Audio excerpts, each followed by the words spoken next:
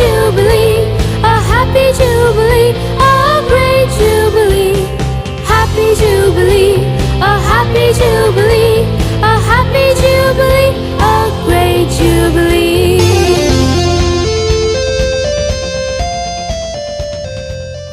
ചില ജീവിതങ്ങൾ അങ്ങനെയാണ്.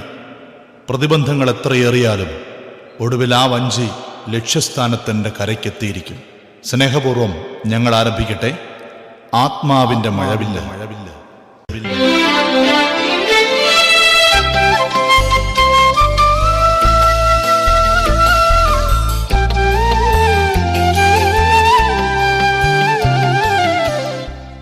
ഓ, ഈ പത്രക്കാരൻ്റെ ഒരു കാര്യം എത്ര തവണ പറഞ്ഞിട്ടുള്ളതാ ഇങ്ങനെ വലിച്ചെറിഞ്ഞിട്ട് പോകരുതെന്ന്. എന്നാലും ഇങ്ങനെ ഇടൂ.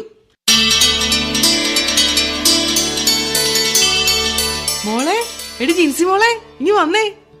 എന്നാ ഉമ്മേ? ഞാൻ ഈ കോട്ടൊന്ന് അയൺ ചെയ്യുമായിരുന്നു. നീ ഇത്ര പെട്ടെന്ന് പോകാൻ ഇറങ്ങിയോ? എന്തോ മെഡിക്കൽ എമർജൻസി ഉണ്ടെന്ന്. 8 മണിക്ക് ഹോസ്പിറ്റലിൽ എത്തണമെന്ന് ഇപ്പൊ വിളിച്ചു പറഞ്ഞു. ദേ ഇങ്ങോട്ട് നോക്കേ, നിന്റെ ഫോട്ടോ പത്രത്തില്. ഓ, ഇതാണോ? ഇതാ കമ്മ്യൂണിറ്റി ഹെൽത്ത് പ്രോഗ്രാമിന്റെ ഇനാഗുറേഷൻ സെറമണിയാ. ഞാൻ മാത്രമല്ലല്ലോ, എല്ലാരും കൂടിയല്ലേ. മമ്മി എന്നാ ഈ തുറച്ചു നോക്കുന്നേ? നിനക്ക് പറ്റിയ ഡോക്ടർ ചെക്കന്മാര് വല്ലതും ഉണ്ടോന്ന് നോക്കിയതാ. ഓ പിന്നെ, എന്റെ ചെറുക്കനെ ഞാൻ തന്നെ കണ്ടുപിടിച്ചോളാം. മമ്മി പപ്പ അതൊന്നും ഓർത്ത് ബുദ്ധിമുട്ടുണ്ടോ? അയ്യോ, കല്യാണാലോചനയും കൊണ്ടിരുന്ന സമയം പോവും. ഞാൻ പോയിട്ട് വരാം മമ്മി.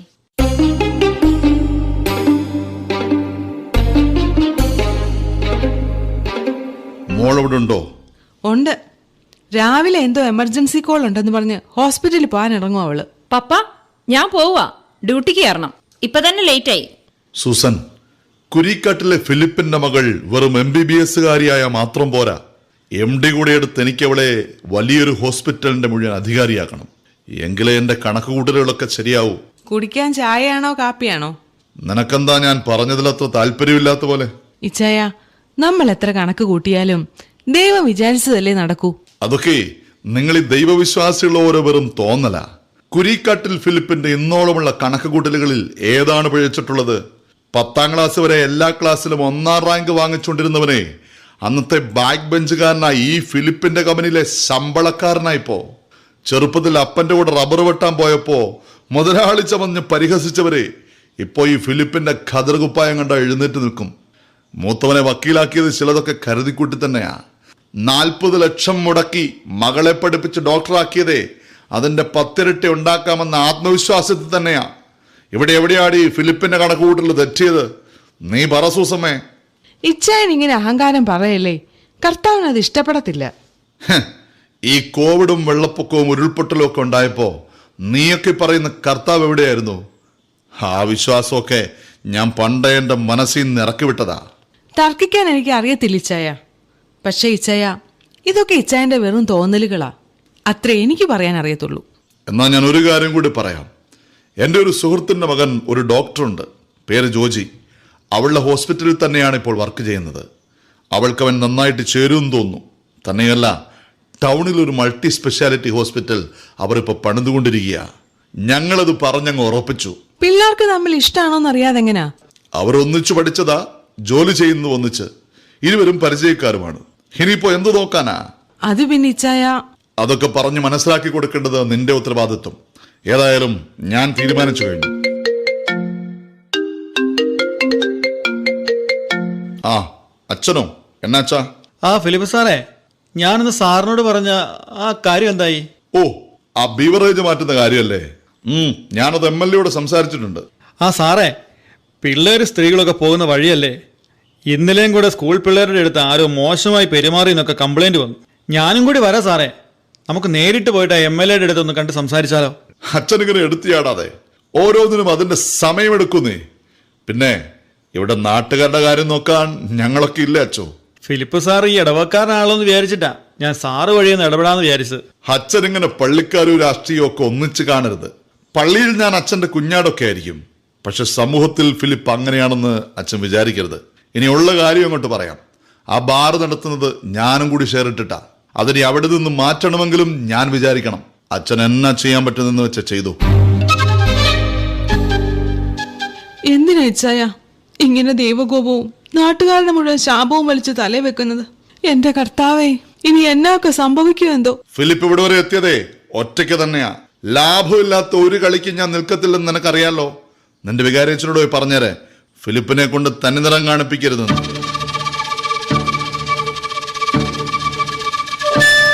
എന്റെ ഈശോയെ, എന്റെ ഫിലിപ്പച്ചായന്റെ മനസ്സൊന്ന് നീ മാറ്റണേ. എന്തെങ്കിലും ആ പള്ളിയിലൊന്ന് കയറാൻ തോന്നിയാൽ മതിയായിരുന്നു. അതിനിനി എന്റെ ജീവൻ കൊടുത്തിട്ടാണെങ്കിലും വേണ്ടുവല്ല. അത് മാത്രം എന്റെ പ്രാർത്ഥന.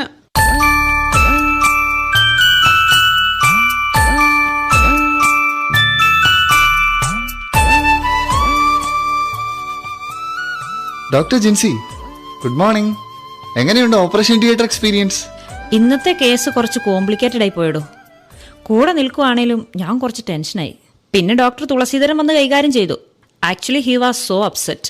എന്താ താൻ കാണണമെന്ന് പറഞ്ഞത്? അത് പിന്നെ ജോജി, നമ്മുടെ കാര്യം അടുത്ത ആഴ്ച ഉറപ്പിക്കാൻ പോവാന്നാണ് കേട്ടത്. അതെ, തനിക്കെന്തെങ്കിലും പ്രശ്നമുണ്ടോ? അതിനെക്കുറിച്ച് പറയാനാ ഞാൻ കാണണമെന്ന് പറഞ്ഞത്. ജോജി, നമ്മൾ തമ്മിൽ പരിചയവും സൗഹൃദവും ഒക്കെ തുടങ്ങിയിട്ട് എത്രയോ വർഷങ്ങളായി. പക്ഷേ അപ്പോഴൊന്നും നമ്മൾ വിവാഹത്തെക്കുറിച്ചൊന്നും ചിന്തിച്ചില്ല.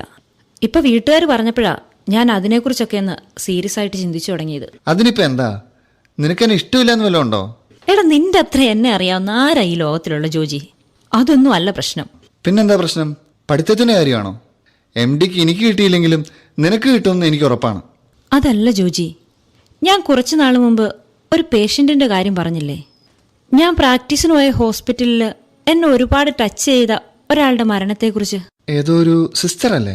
അതെ, എന്നോട് വലിയ സ്നേഹമായിരുന്നു. ക്യാൻസർ പിടിച്ച് വേദന കൊണ്ട് ശരീരം പുളയുമ്പോഴും ആ സിസ്റ്റർ എപ്പോഴും ചിരിച്ചുകൊണ്ട് സംസാരിക്കുമായിരുന്നു, ഏറ്റവും അടുത്ത കൂട്ടുകാരിയെപ്പോലെ. വേദന കുറയ്ക്കാൻ സഡേറ്റീവ് എന്തെങ്കിലും എടുക്കാൻ സിസ്റ്റർ ഒരിക്കലും സമ്മതിച്ചില്ലായിരുന്നെന്നാ നേഴ്സുമാരൊക്കെ പറയുന്നേ. ഒരു ദിവസം ഞാൻ സിസ്റ്ററിനോട് ചോദിച്ചു, സിസ്റ്റർ എങ്ങനെ ഇത്രയും ജീവൻ പോകുന്ന വേദന സഹിച്ച് ചിരിക്കാൻ കഴിയുന്നേ? അപ്പോൾ സിസ്റ്റർ എൻ്റെ കയ്യെ പിടിച്ചിട്ട് പറയുക, ഞാൻ ഈ വേദന ഈശോയ്ക്ക് സമർപ്പിക്കുമ്പോൾ ഒത്തിരി ആത്മാക്കളെ ഈശോ സ്വർഗത്തിൽ കൊണ്ടുപോകുന്നുണ്ടെന്ന്.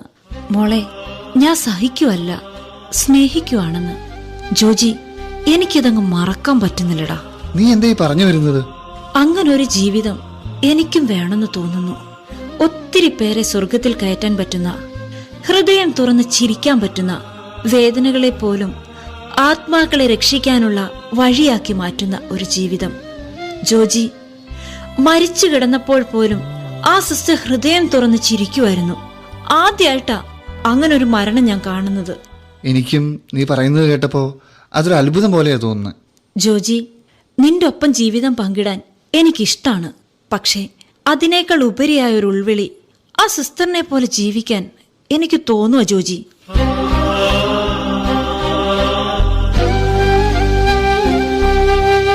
ഇതൊരു തോന്നൽ മാത്രാണോന്നറിയാൻ ഞാൻ ഒരുപാട് പ്രാർത്ഥിച്ചു നോക്കി. എന്നാൽ അതല്ല. കാരണം അത് ഓരോ ദിവസവും എൻ്റെ ഉള്ളിലിരുന്ന് ശക്തിപ്പെട്ടുകൊണ്ടിരിക്കുക.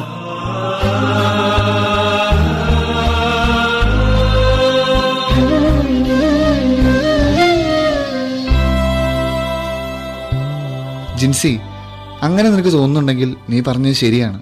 പക്ഷെ നിന്റെ പപ്പ? ജോജി, എൻ്റെ പപ്പയേക്കാൾ എനിക്ക് നിന്നെ വിശ്വാസമാണ്. നീ എൻ്റെ കൂടെ ഉണ്ടാവണം. ഇത്രയും പറഞ്ഞിട്ടും ഞാൻ നിന്നെ മനസ്സിലാക്കിയില്ലെങ്കിൽ പിന്നെ നമ്മുടെ സൗഹൃദത്തിന് എന്തു വിലയാടാ ഉള്ളത്? താൻ ധൈര്യമായി പൊക്കോ, തൻ്റെ ആഗ്രഹം നടക്കും. അതിന് ഞാൻ കൂടെ ഉണ്ടാവും എന്നും. ദേ, ഇതെൻ്റെ വാക്കാ. പിന്നെ ഇനി നീ എനിക്ക് ജിൻസിയല്ല, സിസ്റ്റർ ജിൻസിയാണ്. കൺഗ്രാജുലേഷൻസ് കേട്ടോ. Thank you so much. ഇതെൻ്റെ കൂടെ നിൽക്കുന്നതിനല്ല, ഫോർ അണ്ടർസ്റ്റാൻഡിങ് മീ.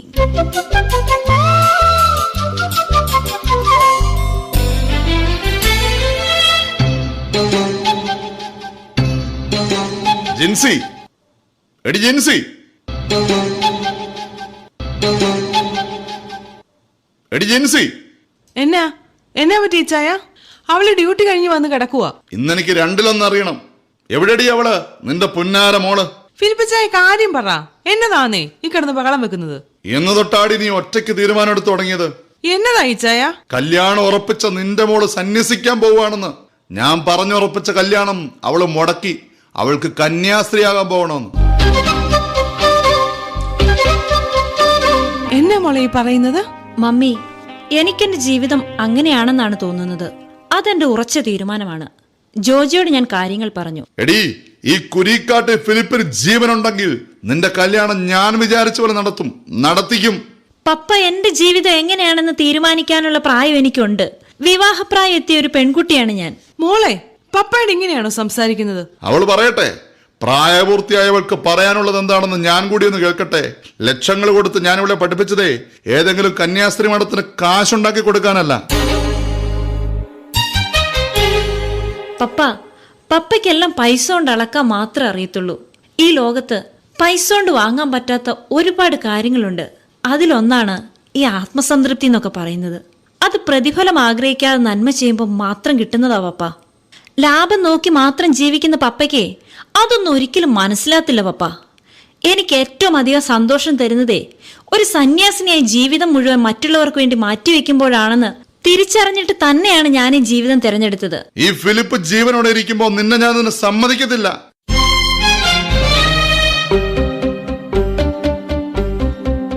ഇച്ചായൻ എന്നോട് ക്ഷമിക്കണം. മോളെ, നിന്റെ തീരുമാനം ഉറച്ചതാണെങ്കിൽ ഈ മമ്മി കൂടെ ഉണ്ടാവും. ഈശോ നിന്നെ വിളിച്ചിട്ടുണ്ടെങ്കിൽ ആരൊക്കെ എതിർത്താലും നീ ഒരു സിസ്റ്റർ ആകും. ഇച്ചായ, ദൈവം വിളിച്ച നമ്മളായിട്ട് എതിര് നിൽക്കരുത് ഇച്ചായ.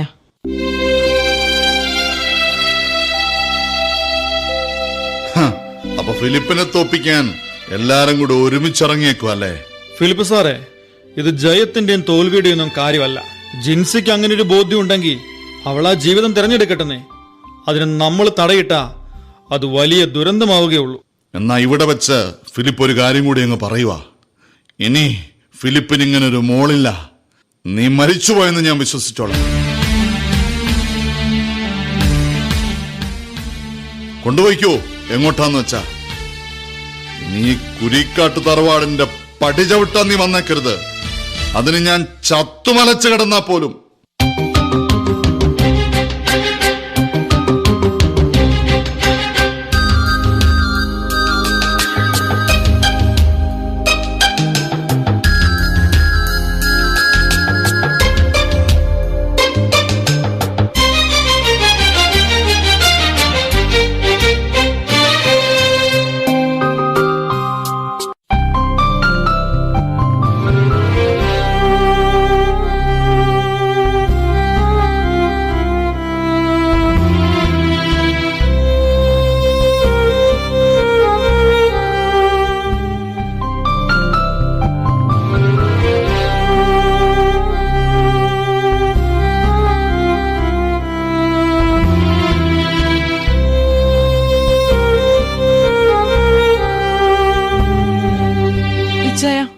ഒരിക്കൽ കൂടി വിളിക്കുക.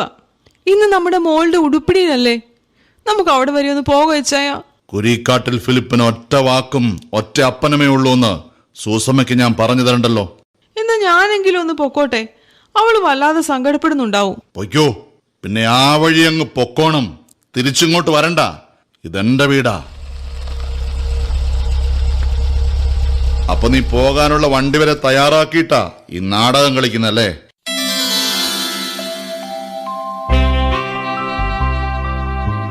മോനെ ജോണി, നീയോ? നീ വരില്ലെന്ന് പറഞ്ഞിട്ട്? അവൾക്കൊരു സർപ്രൈസ് കൊടുക്കാമെന്ന് വിചാരിച്ചു. കാര്യം തിരക്കൊക്കെ ഉണ്ടായിരുന്നു. എന്നാലും പെങ്ങളെ സിസ്റ്റർ ആവുന്ന ദിവസമല്ലേ, എനിക്ക് വരാതിരിക്കാൻ പറ്റുമോ? ഇതെന്നാ അപ്പം പോകുന്നില്ലേ? വേഗം ഒരുങ്ങ്. ഞാൻ കാർ വിളിച്ചാണ് വന്നിരിക്കുന്നത്.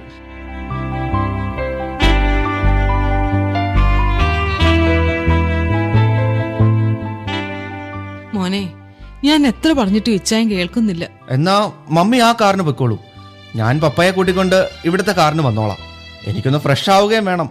ആദ്യം തന്നെ ആരെയും കണ്ടില്ലെങ്കിൽ അവള് വല്ലാതെ വിഷമിക്കും. മോൻ വല്ലതും കഴിച്ചോ? അതൊക്കെ ഞാൻ നോക്കിക്കോളാം. ഇപ്പൊ മമ്മി ചെല്ല്.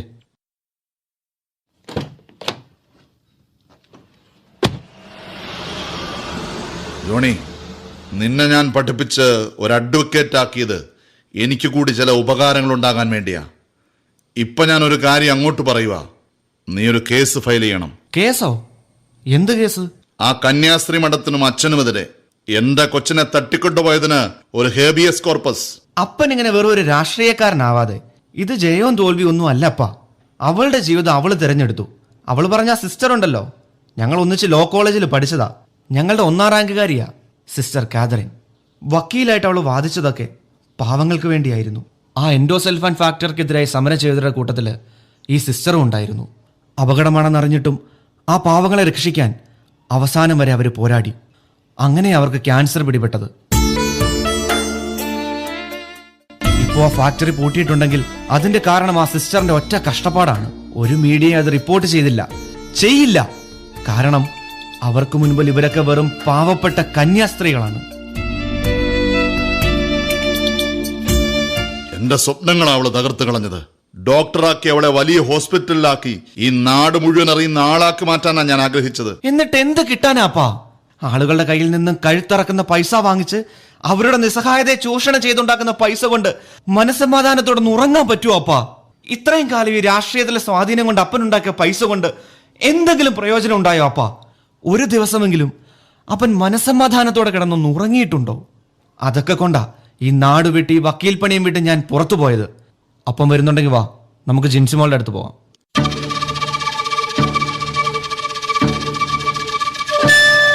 ഇല്ലടാ, അവളോട് ക്ഷമിക്കാൻ എനിക്ക് പറ്റില്ല. ഇപ്പോ നിന്നോടും.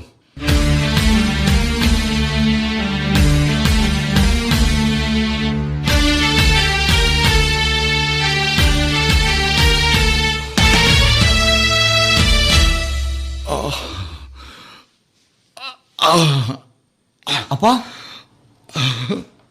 അപ്പാ അപ്പ അപ്പ എന്ത് പറ്റിയപ്പാ? നമുക്ക് ഹോസ്പിറ്റലിൽ പോവാം.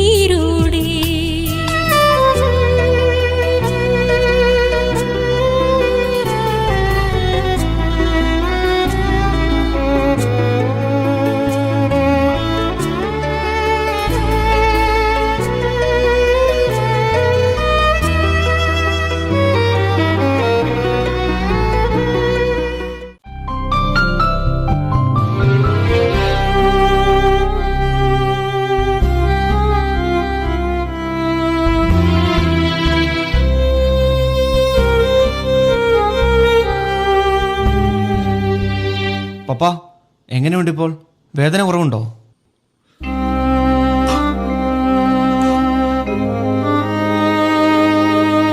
എനിക്കൊരാഗ്രഹമുണ്ട്. എന്റെ ജീവൻ രക്ഷിച്ച ആ ഡോക്ടറെ എനിക്കൊന്ന് കാണണം. ഒന്നാ കരം പിടിച്ച് ചുംബിക്കണം. മരണം അടുത്തു വന്നപ്പോഴാ എനിക്ക് മനസ്സിലായത് ഞാൻ ഈ ഉണ്ടാക്കി വെച്ചതൊക്കെ വിലകെട്ടതാണെന്ന്. ആ ഡോക്ടർ ഇന്ന് പപ്പയെ കാണാൻ വരുന്നുണ്ട്. ദേ ആ വരുന്നതാണ് പപ്പയുടെ ജീവൻ രക്ഷിച്ച ഡോക്ടർ, സിസ്റ്റർ സ്നേഹ തെരസ്.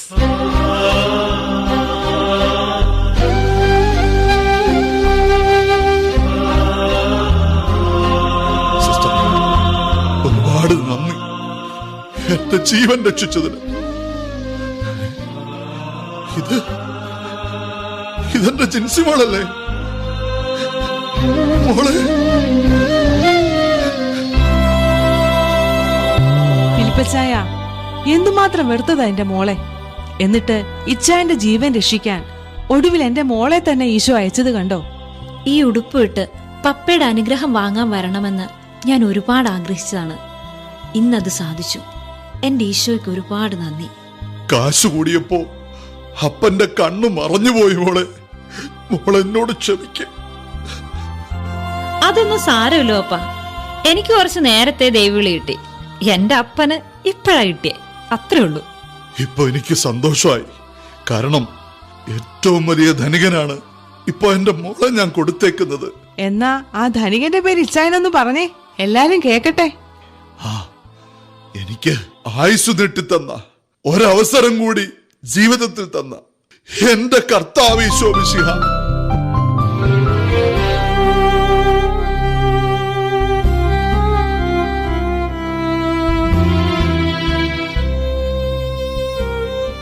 അതെ, അപ്പൊ എല്ലാരും ഹാപ്പി ആയല്ലോ.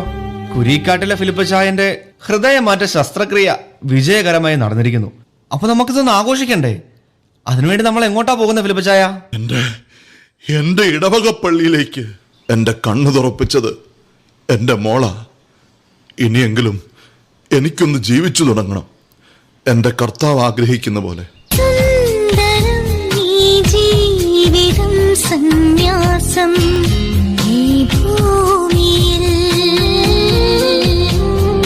ലോകരെ മാറോടു ചേർക്കെന്നും ദൈവത്തിനായി മാത്രം